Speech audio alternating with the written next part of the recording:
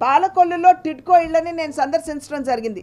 అక్కడ దగ్గర దగ్గర 782 అంటే దగ్గర దగ్గర 800 ఇళ్ళ యూనిట్ల నిర్మాణం అక్కడ జరిగితే ఆ ఇళ్ళకి సంబంధించినటువంటి పట్టాలు ఏదైతే ఇళ్ళకి సంబంధించినటువంటి రికార్డ్స్ ఉంటాయో వాటిని తనఖా పెట్టి రాష్ట్ర ప్రభుత్వం 164 కోట్ల అప్పు తీసుకున్నారు.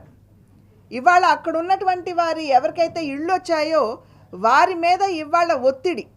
మీరు 4.5 లక్షలు అంటే రాష్ట్ర ప్రభుత్వం చేసినటువంటి అప్పుకి పేదవాడు 4.5 లక్షల రూపాయల ఇంట్రెస్ట్ కట్టాలి అని చెప్పి వారికి నోటీసులు ఇచ్చారు.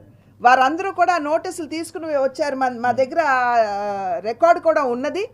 ఇవాళ రాష్ట్రం చేసేటువంటి తప్పుకి రాష్ట్రంలో ఉన్నటువంటి పేదవాడిని బాధ్యుడిని చేయడం అన్నది ఇది పేదవాడిని మోసం చేయటం కాదా అని చెప్పి రాష్ట్ర ప్రభుత్వం పేదలకి జవాబు చెప్పవలసినటువంటి